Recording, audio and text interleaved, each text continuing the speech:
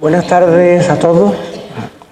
Los de aquí ya sabemos que la primavera ha llegado a nuestra tierra cuando el sol se pone alto y la ciudad se llena a un olor a miel templada.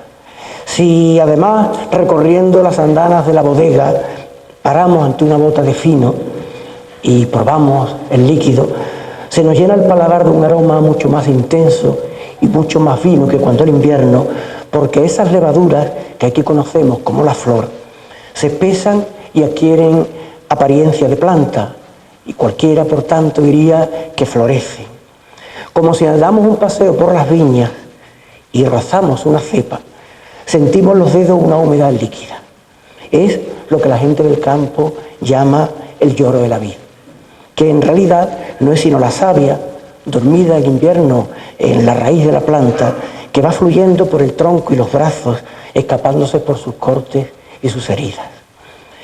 Hemos tratado ya, por tanto, de cómo la primavera se refleja en nuestra tierra en 4 sentidos: la vista, el olfato, el gusto y el tacto.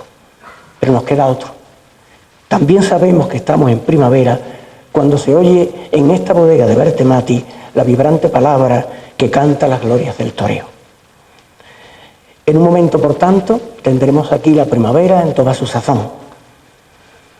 Y ahora, permítame que en nombre de la tertulia Los 13 manifieste nuestro agradecimiento a aquellas personas que han colaborado para que este pregón que hoy vamos a celebrar sea una realidad.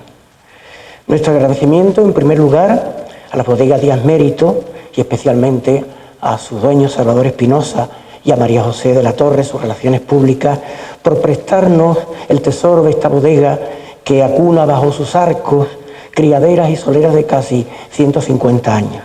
Este recinto sería el Parnaso para borrachos iluminados como Poe, Wilde o Hemingway. Gracias también a nuestra pregonera Araceli Guillón Alonso por poner su inteligencia y su voz en defensa del toreo. Hoy, que tantos pretenden acabar con la fiesta acusándola de incivilizada e inculta, se agradece especialmente las palabras de apoyo de los intelectuales. Nuestro agradecimiento también a Diego Robles por haber servido de mediador entre la pregonera y la tertulia. Otro favor más de los muchos que le debemos. Y el principal de todos es su lección de lo que es la amistad. Favor sin esperar paga y sin pregonarlo. Y por último, gracias también a ustedes, públicos de este acto, por acompañar a la tertulia en nuestro pregón del toreo y por prestar con su asistencia brillo a este acto que, como todos sabemos, es el primer clarín que suena en nuestra feria. Va a sonar un paso doble y a continuación hablará la pregonera, la presentadora de la pregonera.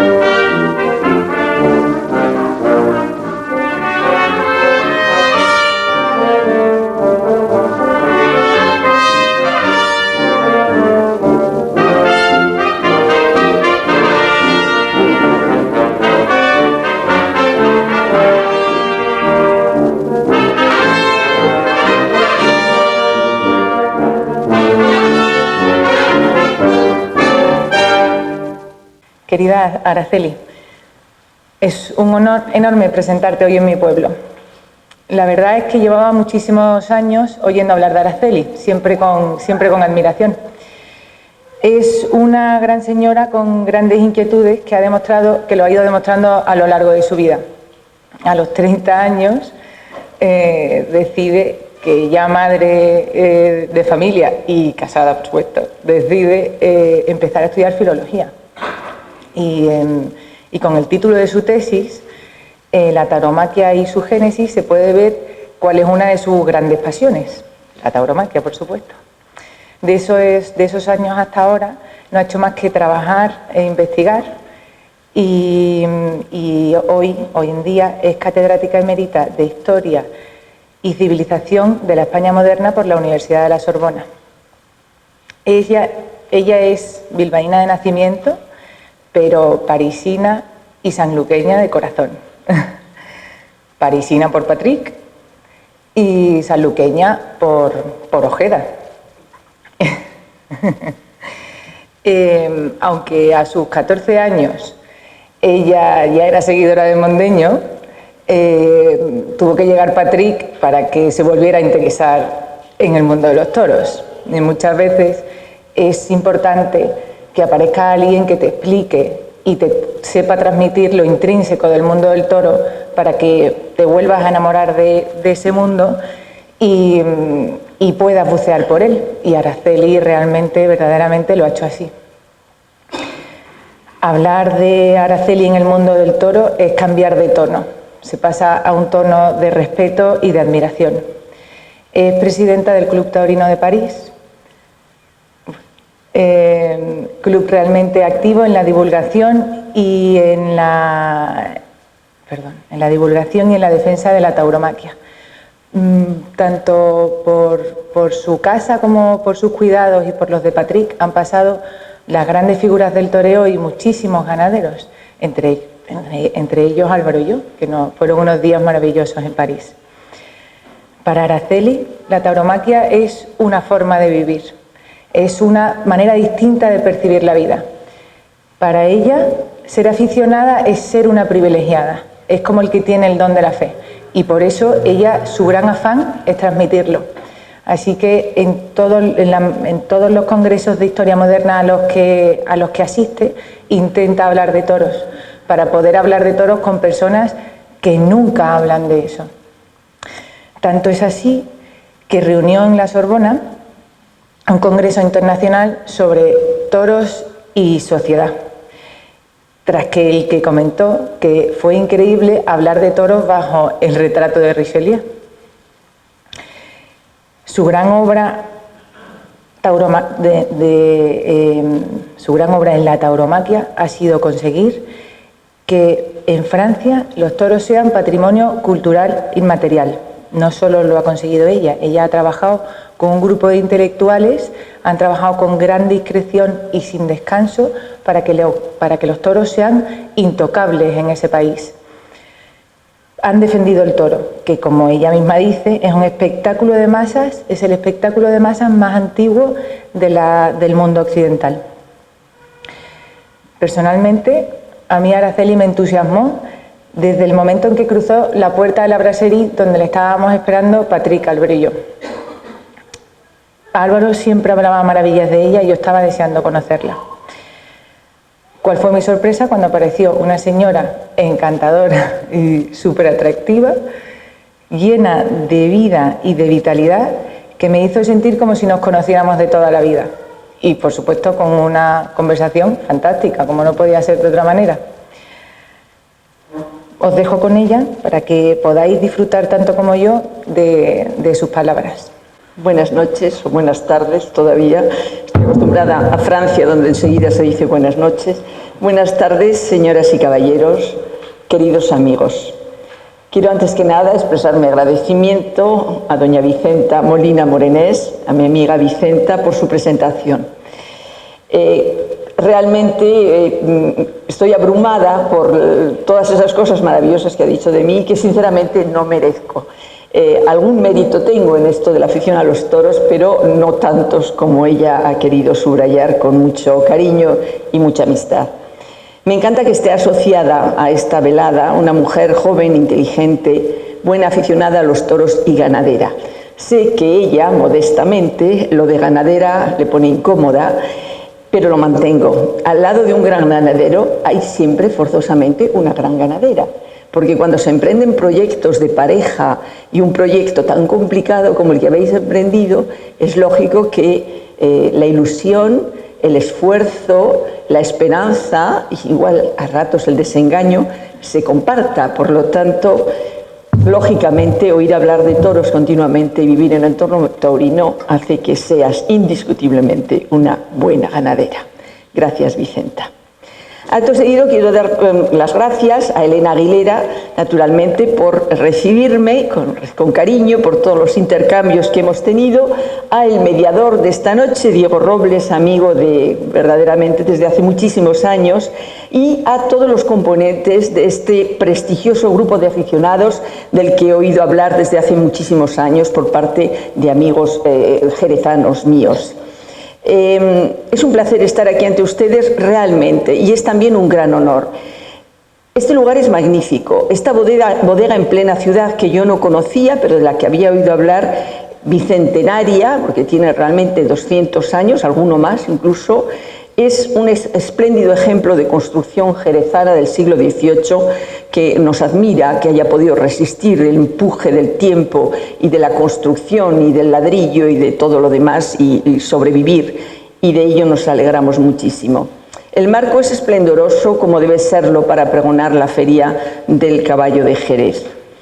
Es un placer estar aquí para hacerlo delante de todos ustedes, pregonar esta feria que empieza mañana según los nuevos calendarios de hace unos años, de sábado a sábado, aunque para ver toros tengamos que esperar hasta el jueves que viene, con la corrida de rejones, seguida por 2 corridas tradicionales con lidia a pie, el viernes y el sábado, con magníficos carteles y con 2 grandes ganaderías.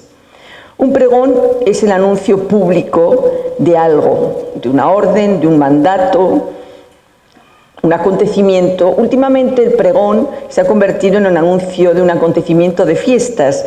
Es algo muy español, muy particular, que no existe en los otros países del mundo. Es un género literario diferente, que tiene sus propios códigos. Y es muy, digamos, muy especial, sobre todo cuando de lo que se trata es de pregonar una fiesta taurina.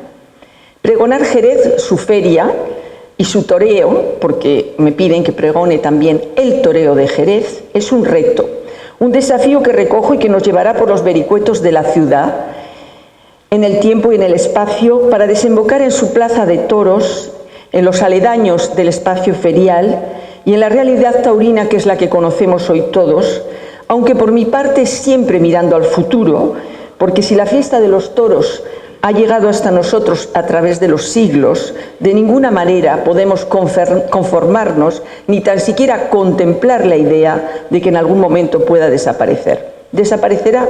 Yo creo que no. En todos los casos, hagamos como si no debiera desaparecer nunca. Por eso les propongo a ustedes un pregón en 3 tercios, algo normal hablando de toros. En el primer tercio, para entrar en faena, vamos a darnos un paseo por Jerez, por su historia y por mis propias vivencias en sus calles y con sus gentes. Lo he intitulado Ensoñaciones jerezanas. El segundo tercio nos llevará desde la campiña jerezana, ese entorno natural en el que se cría el toro y el caballo, hasta la plaza de toros de la ciudad, con personalidad propia.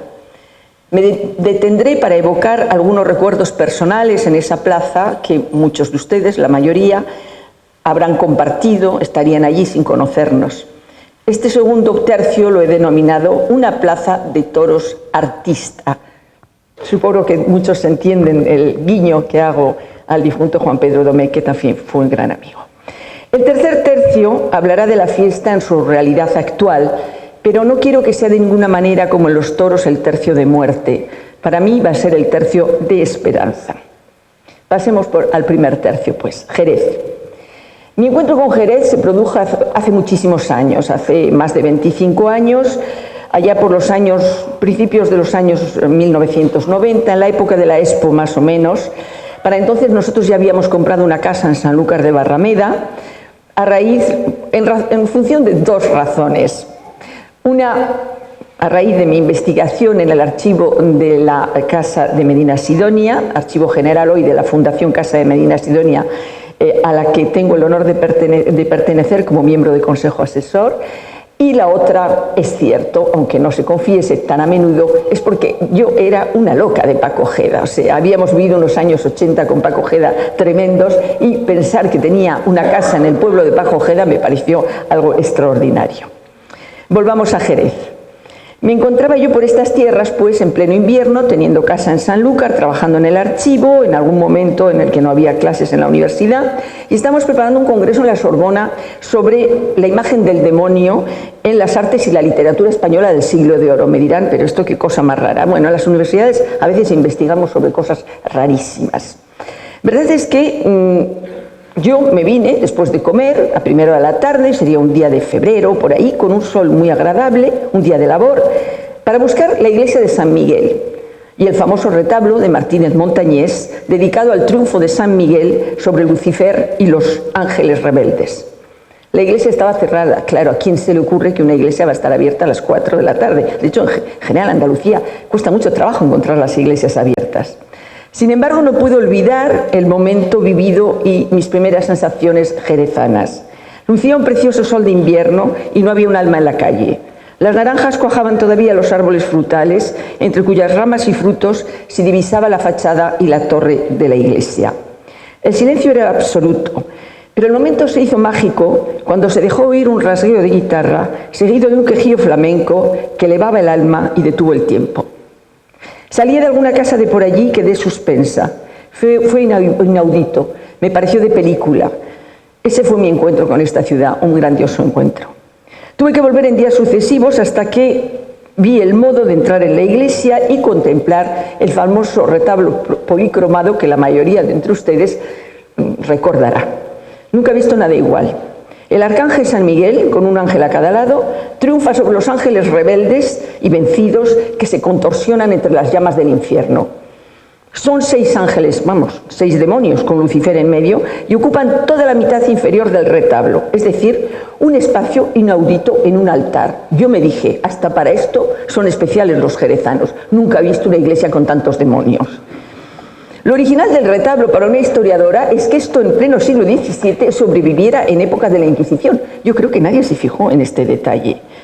En todos los casos es evidente que fue un momento particular y que ese retablo es para mí un ejemplo de una genialidad jerezana muy, muy clara.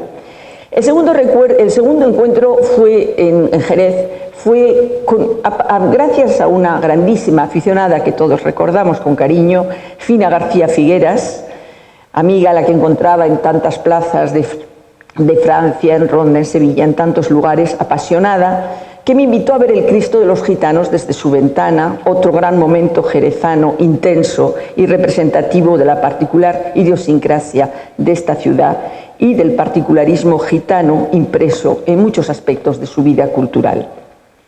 Si nos referimos a su historia, Jerez, con el modesto puerto del Portal desaparecido, sin estar a orillas del mar, ocupó, no obstante, en todas las épocas, un lugar preeminente entre las ciudades más pobladas, incluso en época musulmana, en época de Al-Ándalus. Después, en la Edad Media, y en la Edad Moderna, la tercera en importancia del Obispado de Sevilla.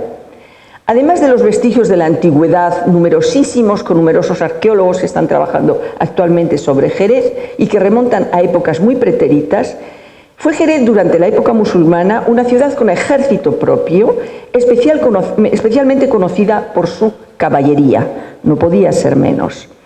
En las Navas de Tolosa, que aprendíamos en el colegio en aquel año 1212, hubo al parecer un destacamento de jinetes jerezanos que defendieron los colores musulmanos, la ciudad era todavía musulmana, frente a las huestes cristianas. El caballo, siempre el caballo andaluz, siempre el caballo jerezano, incluso antes de ser cartujano.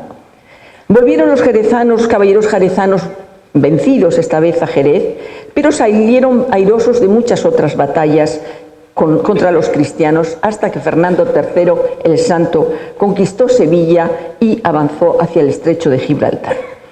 En un primer tiempo, Jerez, amurallada y bien defendida, con todos esos vestigios que nos han quedado de aquella época, pareció inexpugnable y el monarca castellano optó por pasar un acuerdo de vasallaje, como ocurría con otros muchos lugares de la frontera. Los musulmanes jerezanos pagaban un tributo y se establecía por ambas partes un pacto de no agresión. Esta situación duró cierto tiempo. Pero lo que a mí me interesa en este punto de la historia es que en el año 1233 vinieron del otro lado del estrecho, del norte de África, para prestar ayuda a los caballeros jerezanos, un número elevado, no sabemos de qué cuantía, de los jinetes africanos denominados gazules. Estos gazules, al parecer, se desplazaron hasta Jerez. Y no es difícil suponer para nosotros que las técnicas de monta de unos y otros conocieran entonces influencias recíprocas, que la monta a la jineta, que es uno de los legados árabes a la caballería española, reconocido por todos los tratadistas del arte ecuestre, se estableciera de manera definitiva en estas tierras. Con sus estribos cortos que permitían una mayor movilidad del caballo que giraba sobre sí mismo, procuraba esta monta al jinete gran capacidad de maniobra frente al pesado pertrecho del caballero castellano armado con su lanza y seguramente cabalgando sobre un caballo mucho más voluminoso.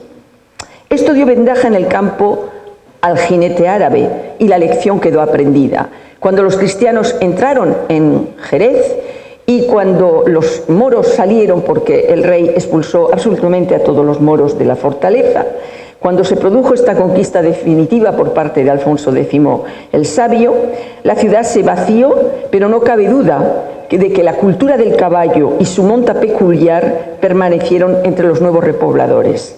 Y esa monta fue la que permitió después inventar el rejoneo en el siglo XVI y siglos más tarde popularizarlo. Y está indiscutiblemente, estrechamente ligada al caballo cartujano. Ligero y de pequeño volumen, el que mejor se adapta a ella y es por lo tanto de esencia jerezana. Dicen las memorias de Jerez que Jerez es tierra de caballos, ya lo hemos visto, de vinos, de flamenco, y añaden hoy y de motos. Digo, sí, otra manera de cabalgar.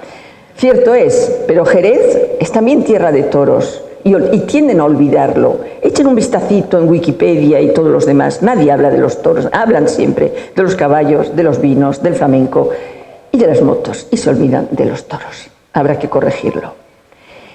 Si hablamos de caballos cartujanos, no podemos olvidar los toros jerezanos criados por los mismos cartujos, los toros fraileros, como se dice, precursores de tantas ganaderías de bravo de la región. No obstante, es siempre muy difícil rastrear en los archivos y en la historia la emergencia del toro bravo. Es algo extremadamente complicado, y no solo en la campiña jerezana y tierras de la ruta del toro, sino en general en toda España. Hubo corridas de toros y cañas en Jerez en los siglos XVI y XVII, en varios escenarios, siendo el más habitual la Plaza del Arenal, donde rivalizaban ya las grandes familias locales, los Villavicencio y los Dávila, por ocupar los mejores lugares. Pocas noticias hay, sin embargo, en esos años sobre la crianza del toro, sobre un inicio de selección, sobre cómo se planteaba el tema de la ganadería. Habría que hacer una investigación específica. En el archivo de la Fundación Casa de Medina Sidonia figuran en fecha muy antigua vacadas de los duques provenientes de tierras del Coto de Doñana y también de sus lugares jurisdiccionales de Medina y de Vejer. Pero los toros de los duques de Medina Sidonia solo subieron a Madrid, a la Plaza Mayor de Madrid, bien avanzado el siglo XVIII. Esto coincide más o menos con las fechas del primer lote de toros cartujanos o fraileros que subieron igualmente a Madrid, es decir, hacia 1795. Hay que reconocer que era una época en la que grandes toreros de Chiclana, grandes toreros de todo el triángulo, en Puerto de Santa María, Sanlúcar, Jerez, incluso de Sevilla o rondeños, se estaban produciendo en toda Andalucía y que se estaba gestando el toreo moderno, lo que quiere decir que paralelamente se estaba gestando también el toro moderno, indiscutiblemente. Pero la historia taurina, más allá de los tópicos, necesita trabajos serios para saber de dónde venimos y así intentar entender qué horizonte de esperanza se abre ante nosotros aficionados ahora que las cosas están tan mal. Una característica muy peculiar de Jerez y de su historia es que desde la conquista cristiana de Alfonso X el Sabio siempre fue ciudad de realengo. Jerez no tuvo duques, marqueses como todas las ciudades de los alrededores. Jerez fue una especie de enlace entre Sevilla y Gibraltar que la corona se reservó y con el que la corona mantuvo siempre una relación privilegiada. Aparentemente las consecuencias de esta situación no fueron ni mejores ni peores, simplemente diferentes. Se desarrolló aquí una burguesía de mercaderes castellanos y extranjeros que, asentados en la ciudad, en el seno de un concejo muy fuerte y muy independiente, al mismo tiempo que extendían el cultivo y el comercio de los vinos propios de Jerez, llevaban el nombre de la ciudad, el nombre que hoy da marco a todos los caldos de la región por todo el orbe. Jerez, Sherry, Xerez, vinos con nombre de una ciudad, la antigua Ceret, o Seris, o Xeris, o Seris, caso no único, pero sí relativamente inusual en la historia del vino. Y el vino nos lleva a la feria. Si el rey sabio concedió 2 ferias francas a Jerez en primavera y en vendimia, en 1282, como privilegio y momento de excepción en el que el monarca renunciaba a sus impuestos para promover el cultivo y el comercio, naturalmente las actividades mercantiles precedieron la feria festiva que conocemos, como ocurrió en Sevilla y en muchos otros lugares. La diversión, comida, bebida, cante y baile fueron primero recompensa al trabajo y después objetivo principal de la fiesta. Lo observaba José María Pemán todavía a principios del siglo XX, cuando en Jerez también la feria era en abril. Y decía, y es que Andalucía es una señora de tanta hidalguía que apenas le importa lo material. Ella es inventora de esta fantasía de comprar y vender y mercar, entre risas, fiestas, coplas y alegría, juntando a la par negocio y poesía. La feria es un modo de disimular. Un modo elegante de comprar y vender. Lo de menos quizás es la venta, lo demás es la gracia, el qué, y el hacer que no vuelvo y volver, y el darle al negocio su sal y pimienta, como debe ser. Negocio y poesía, feria de Jerez, rumbo y elegancia de esta raza vieja que gasta 10 duros en vino y almejas vendiendo una cosa que no vale 3. La feria comercial se hizo festiva y, como ocurrió en Sevilla y en otros lugares, lo festivo vino a sustituir o por lo menos a ocupar ampliamente el lugar de lo comercial. Y las corridas de toros fueron ineludibles en esta plaza. Y así es como entramos en nuestro segundo tercio, el de la Feria del Caballo, que nos lleva a la Plaza Artista. Tiene mucho, lo ha dicho nuestro primer presentador, tiene una enjundia particular el Real de la Feria Jerezana. Vuelvo de Sevilla y no lo digo porque está en Jerez, pero realmente el lugar de la Feria Jerezana es único, es particular, es majestuoso. Por su ubicación, por todas las razones, aunque al principio no estuviera donde estoy, ni muchísimo menos, iba de la Puerta Real a la calle Francos, incluyendo la Plaza de la Hierba en épocas medievales, pero desde principios del siglo XX conoce un gran impulso bajo la batuta de un jerezano que también ha marcado la historia, que fue don Miguel Primo de Rivera, y así se extendió hasta el Parque González Ontoria y se fue ampliando sucesivamente, en particular en los años 50. Tiene nombre propio por la elegancia de sus casetas y la majestuosidad del parque frondoso, por su inigualable tradición equina. Los caballos son siempre el realce de Jerez y también por sus vinos y por sus gentes. Quiero recordar a tantos amigos que en ocasiones nos invitaron a sus casetas, algunos de los cuales nos acompañan hoy, que nos hicieron miembros de su particular cofradía jerezana. Se llamaban entre ellos la Merma. Ustedes entenderán el porqué del nombre cuando entrábamos en una bodega. Lo que para mí da expresión a la feria jerezana es la cercanía entre el recinto del ferial y la plaza de toros. Sin solución de continuidad, sin agobios, se pasa de una a otra naturalmente, como una consecuencia lógica, y así deberían de ser todas las ferias. Una feria Una feria con sus reales, sus caballos, sus flamencas, sin toros, no es una feria de verdad. La plaza de toros, hubo una primera plaza de toros de Jerez en 1795, después hubo un incendio y la actual se construyó en 1894. Es por lo tanto ya una plaza de toros que tiene una gran tradición. Es recoleta, la conocemos todos, de dimensiones agradables, para participar del espectáculo sin perderse un detalle, aunque sea desde las localidades altas. Es clásica, de estilo ecléctico, con exterior de piedra, y llama la atención en el interior la crujía porticada de columnas de hierro que forman las gradas. Ha conocido una reforma reciente. La feria taurina ha reducido, yo diría desdichadamente, desde hace años su extensión. Somos conscientes de ello. Desapareció la corrida concurso. Quizá en esta región y en estas épocas sería otra discusión, no fuera ya lo más importante taurinamente hablando. Es aquella feria primero celebrada en la vendimia de septiembre y que a pesar de un intento de recuperación reciente, creo que en 2014, no cuajó. Se ha mantenido una corrida de rejones, lo que parece cabal en una feria del caballo y en una ciudad que alberga la Real Escuela Andaluza del Arte Ecuestre, en la que el ejército tiene dependencias dedicadas al caballo y a su reproducción, en la que fue cita de las grandes corridas de rejones modernos y cuna de inmensos caballistas, responsables de la evolución del arte de torear a caballo y precursores del rejoneo contemporáneo tan en auge hoy. No puedo citar a todos los grandes rejoneadores jerezanos. Permítanme un recuerdo personal con don Álvaro Domequi Díez, con quien compartí momentos y conversaciones taurinas inolvidables en Los Alburejos y en París, a quien tuve la suerte de acompañar en sus visitas por París y en particular en su visita al Museo del Louvre y a la sección de escultura, donde se maravilló de los centauros allí expuestos, con los que se sintió totalmente identificado, hasta tal punto que se apoyó en el centauro, saqué la foto y creí que verdaderamente el guarda nos iba a echar del museo rápidamente. Prohibido tocar. Es una foto que tengo guardada y que tengo que llevar en algún momento a Los Alburejos. Es también Jerez capital del toro de Lidia. No solo es una ciudad taurina, es una forma de capital del toro de Lidia, lo digo sinceramente. Por lo menos lugar de nacimiento de tantos vástagos de familias ganaderas, Domecq, Núñez, Borges, no puedo citarlos a todos, titulares de fincas en la región, pero nacidos y a menudo empadronados en Jerez. Incluso generaciones de los que después emigraron a tierras extremeñas o de otras zonas andaluzas, pero nacidos en Jerez.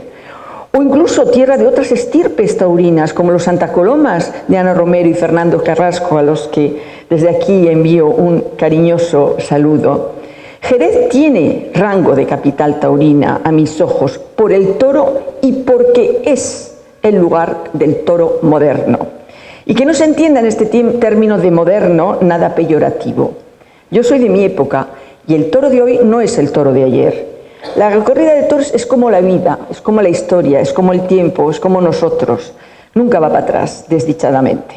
Es precioso y necesario conservar lo antiguo, conocerlo, comprenderlo para evolucionar mejor, nada más. No hay marcha atrás. Y eso ocurre con la fiesta de los toros, siempre en perpetua evolución y siempre mirando hacia adelante. Por lo menos, a mi parecer, así debería ser.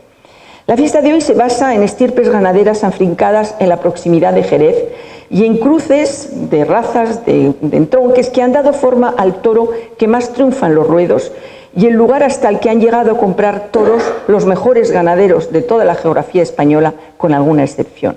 Algunos me dirán, no solo Jerez, es Cádiz, es la región de Cádiz en general. Cierto, la comarca de la Janda es una comarca gaditana, pero como la capital de la provincia no tiene plaza de toros, Jerez, que siempre fue su rival, que superó a Cádiz en número de habitantes casi siempre y muchas veces en volumen de negocios, también ofició a menudo como capital y como capital taurina, a pesar de la importancia del puerto de Santa María y de Sanlúcar de Barrameda, dentro de ese triángulo de oro de la historia de los toros que forman los tres rincones taurinos de la Baja Andalucía y cuya historia taurina completa y vinculada está por escribir.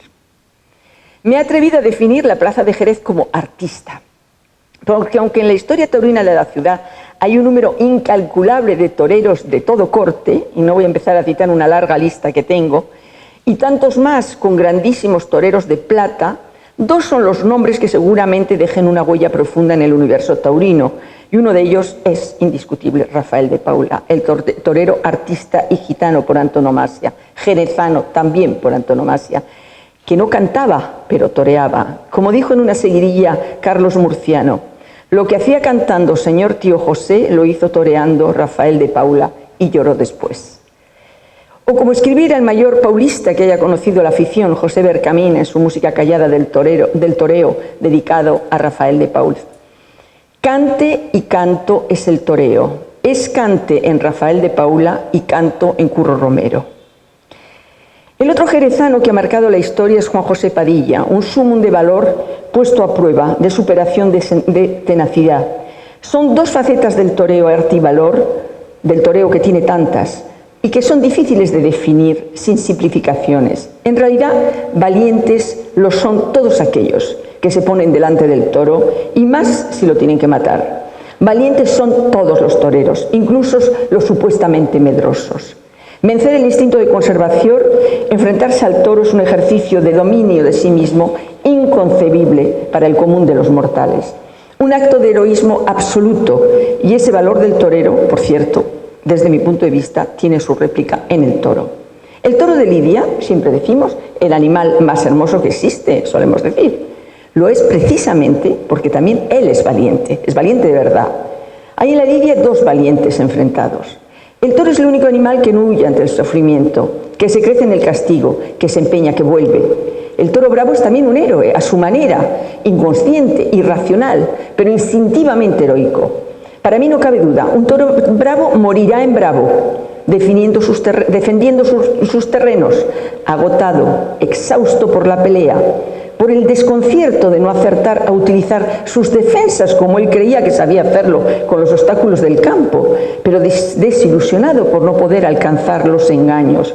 Muy bravo tiene que ser para no ceder, para seguir hasta el final, con el mismo empeño, persiguiendo lo que se ha convertido en una quimera, alcanzar la muleta, tan distinta del caballo que efectivamente le da el placer de topar con algo. Pero esa muleta que se le resiste, contra la que no puede conseguir utilizar su vigor. ¡Qué desengaño! En los toreros todos sabemos lo que es el valor y, como digo, bajo diferentes formas, todos son valientes. ¿Y el arte? Pues también. Hay toreros con una expresión tan depurada, o al contrario, tan barrocos, con una gestualidad tan naturalmente bella que los denominamos artistas. Sin embargo, en mayor o menor medida, todos los toreros lo son. El toreo, decía don Ángel Peralta, es engañar al toro sin mentir. Es cierto, pero creo que es reductor, porque eso también ocurre con las tauromaquias, que no son tauromaquias de muerte. Yo creo que torear es más, es eso y es mucho más. Es moldear la embestida, imprimiéndole en el tiempo y en el espacio la forma que cada torero es capaz de crear en función de su cuerpo, de su fisionomía y de su expresión. Todos los toreros buscan captar esa embestida, entenderla, modificarla, apropiársela para después construir su toreo. El resultado nos parece más o menos artístico en función de nuestra propia percepción, y de manera global algunos toreros consiguen un efecto plástico indiscutible, de gran belleza, pero todos los toreros se sienten artistas con el cuerpo que Dios les ha dado.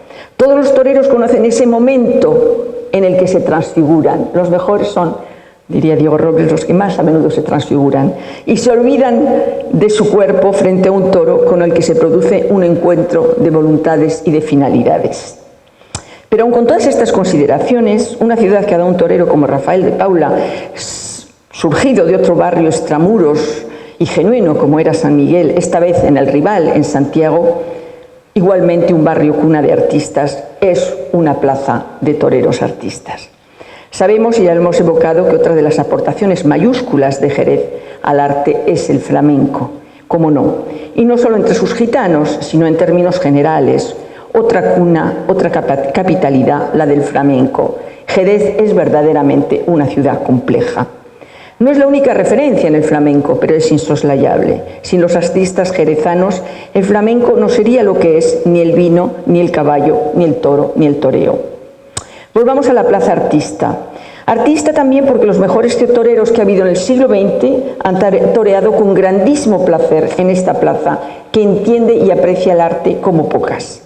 Así por lo menos lo he sentido yo cuando he tenido oportunidad de asistir a bellas faenas y a veces muy grandes faenas.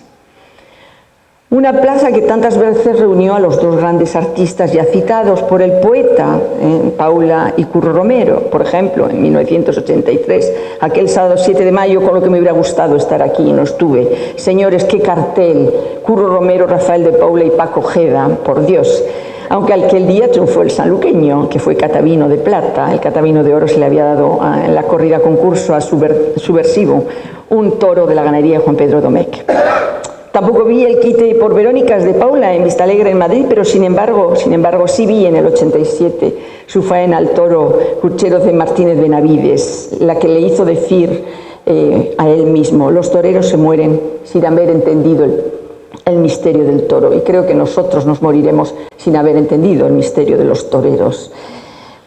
O aquel Jerez del 19 de mayo del año 2000, algunos se acordarán, cuando Curro Romero corta un rabo, Paula da 4 Verónicas y media prodigiosas y ni se molesta en mastar a sus 2 toros, no podía, no estaba en condiciones, que se fueron vivos, y Jerez lo aceptó porque Jerez lo entendió, como lo de Los Ángeles, una cosa parecida. Con Curro la locura y con Paula la genialidad del torero y del público. Decía Bergamín, esa música, ese canto, ese melodioso eco que escuchamos con los ojos y con los oídos vemos, esa soledad sonora de musicales silencios, ese inaudito invisible saber que es sabor el tiempo, esa ilusión del sentido, saber y sabor toreros, es en Romero y en Paula quinta esencia del toreo. Él hablaba de los de su época. La plaza de Jerez es artista no solo porque sea tierra de toreros buenos, de toreros valientes, de artistas supremos, lo es porque percibe como pocas el arte de toreros que no han nacido en su tierra. Lo hemos visto con Curro, lo hemos vivido 1000 veces con Morante de la Puebla. Permítanme, por ejemplo, en el año 2002, y sí estuve con un toro de Cubillo, pero permítanme que pegue algunos saltos para no cansarles, ya vamos avanzando, les aseguro, para llegar, y con grado superlativo, a José Tomás. ¿Cómo no? Mis amigos saben que José Tomás es para mí, como aficionada y a una edad muy madura, y habiendo conocido a muy grandes diestros, en los que he citado a Paco Ojeda, pero en los que hay muchos más que me han entusiasmado, José Tomás es sin ninguna duda el torero entre los toreros, y Jerez lo vio y lo vivió, y una servidora entre su público como una aficionada más. ¿Qué pasiones suscitó aquel 5 de mayo de 2008 en que cayó herido? Escribía en ABC nuestro siempre recordado Fernando Carrasco, cito: pasión en el ruedo, pasión en los tendidos, tormenta de sensaciones, de la emoción a la angustia pasando por el delirio, el éxtasis, el escalofrío. Fue otra corrida de Núñez del Cubillo complicada, esta vez y hacía viento, y un mes después reventó las ventas, y también estuve. O el último recuerdo en esta plaza, el 7 de mayo de 2016, con lanudo y lloviendo, de Cubillo, gran toro esta vez, vuelta al toro, 2 orejas y rabo, naturales excelsos, cambios de mano, como cada vez que creía que iba a dar una tanda con la derecha, en realidad cogía con la derecha e inmediatamente cambiaba a la izquierda, algo sublime. ¿Qué les voy a contar si muchos de ustedes seguramente estuvieron y se acuerdan? Esto ha sido un colofón para un repaso, lo han entendido perfectamente, subjetivo de mi percepción del toreo en Jerez, en la plaza de Jerez. Una plaza abierta al toreo de calidad, que sea de toreros de la tierra o de toreros de otro lugar. Una plaza extremadamente receptiva al arte con mayúsculas y capaz de vibrar con un toro bravo. ¿Cómo concluir con un tercer tercio rápido, efectivo, haciendo la suerte en corto, de frente y por derecho? No quiero cansarles, llevo ya creo que 20 o 40 minutos hablando, no sé cuánto tiempo llevo hablando, pero mucho. Bien, este año solo hay 3 festejos asegurados, ya lo hemos visto, de momento tenemos el de Rejones y los 2 de Lidia a pie. Es poca cosa comparada con otros tiempos. La fiesta vive tiempos difíciles por mis razones harto conocidas que no me voy a detener a examinar. El mundo es lo que es. ¿Cómo hacer que la fiesta siga siendo? Creo que todos tenemos una responsabilidad. Digo bien todos a los que esto nos interesa. Cada cual en nuestro ámbito tenemos que cumplir con nuestro cometido. Yo intento hacerlo como historiadora, lo ha recordado Vicenta, y es verdad, intento imponer el toro en todos los congresos en los que se hable de lo que se hable. Por ejemplo, os doy un caso. Yo se supone que soy especialista, o que llevo muchos años trabajando sobre la almadraba en el archivo de la Fundación Casa de Medina Sidonia, y siempre digo que Cádiz es una región privilegiada porque tiene 3 animales totémicos: el toro, el caballo y el atún. Y siempre que hablo de atún me las arreglo para decir lo que acabo de decir ahora, es decir, para recordar que también hay toros y no solo atunes en Cádiz. Bien, entonces creo que todos tenemos una obligación, un cometido que cumplir. Como madre lo hice. Mis 3 hijas son muy aficionadas a los toros. Mis 3 yernos, no sé si los explicaba antes a un amigo, no sé si tuvieron elección, los pobres, son aficionados a los toros. Como abuela lo hago. No me vale lo de los jóvenes de hoy. Hay que leer, argumentar y recuperar el sitio. Nosotros como aficionados tenemos que recuperar el sitio. Utilizo a propósito una expresión tan taurina. Hace poco discutía con un amigo crítico taurino qué es el sitio. Él hablaba del sitio del torero, lógicamente. Y él me decía, el sitio es ese bagaje técnico. Digo, de eso nada. El sitio es la íntima convicción de que sabe, de que quiere y que por lo tanto puede. Está donde quiere y donde quiere estar y donde debe estar. Y nosotros como aficionados tenemos que tener las ideas muy claras para defenderlas. Tenemos que saber lo que queremos, quiénes somos, dónde estamos y no tener ningún reparo en hablar de nuestra afición, que no tiene nada de vergonzoso. Cada cual apelará a sus valores. En la tauromaquia entran muchos valores. Yo no mencionaré la tradición, personalmente nunca lo hago. ¿Por qué? Porque para mí no es un argumento, lo he dicho al principio. Considero que soy una mujer moderna. Hay tradiciones que me encantan y hay tradiciones que me horripilan. Todo lo tradicional no es bueno por ser tradicional, es bueno si es bueno. Por lo tanto, no es un argumento de peso para aquellos que no van a compartir la misma tradición. Tenemos que pensar a la tauromaquia como un legado que ha ido evolucionando con la sociedad y con su sensibilidad. Vuelvo a Primo de Rivera, al que fue el que impulsó el peto políticamente, porque entendió que la sensibilidad de los años 20, del siglo XX, no podía con tanto jamelgo muerto en mitad de la plaza. No estoy diciendo con esto, no hagan ninguna extrapolación, no estoy diciendo con esto que no se mate al toro. No es lo mismo, el toro muere con razón, porque esa es la esencia misma de la corrida de muerte, porque esa es la esencia misma del toro de Lidia, la lidia. Hay que intentar explicar que un toro no es un gato, ni un perro a los que queremos tanto y tenemos en casa, que un toro de lidia sin lidia es un ser al que se le ha retirado su razón de existir y que de hecho no existiría si no hubiera lidia. Los argumentos son muchos y si la mayoría no los acepta, les doy como última alternativa que decidamos simplemente que la tauromaquia se puede convertir en la expresión cultural de una minoría, que lo que fue un espectáculo de masas se convierta en una expresión cultural de una minoría ilustrada, una minoría culta, que es lo que somos nosotros.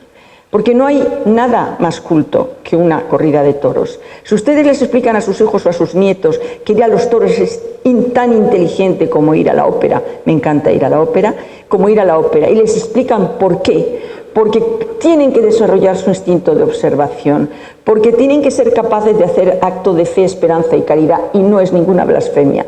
Fe porque van a creer en que va a pasar algo y esperanza para que pase. Y caridad porque cualquiera puede tener una mala tarde, incluido el ganadero.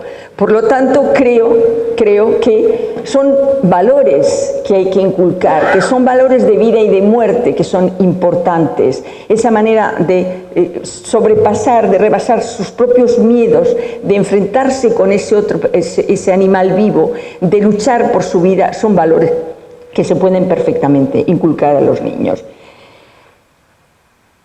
Si somos un día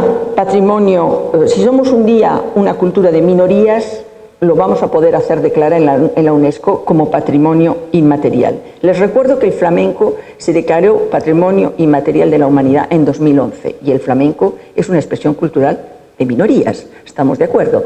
O la gastronomía vasca o lo que ustedes quieran. Es decir, que las minorías también tienen derecho a defender su expresión cultural.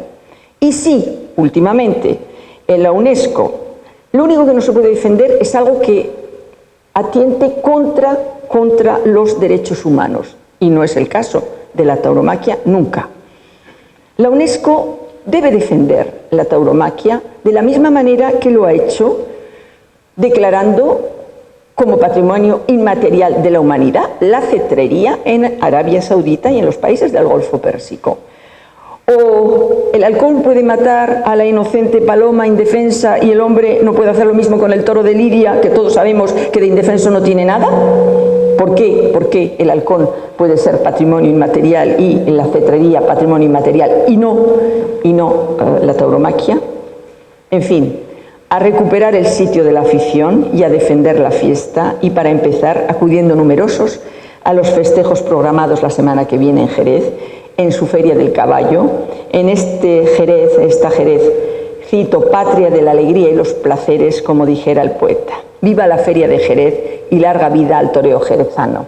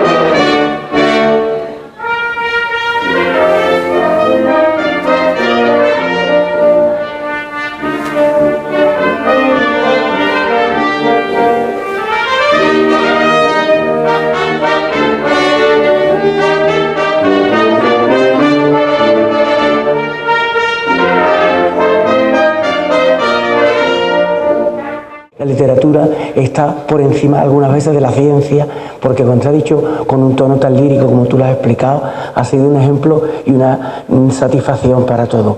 Y entre todo lo que has dicho, yo destacaría lo más fundamental, porque a mí ha sido un cambio en mis conceptos del toreo, que si terminamos siendo una minoría, ¿qué pasa si somos? Las minorías son siempre selectas, así que si terminamos siendo una minoría, bienvenida sea. Y ahora la bodega nos invita a tomar una copa para agradecer y celebrar con Araceli este brillante preámbulo de nuestra feria.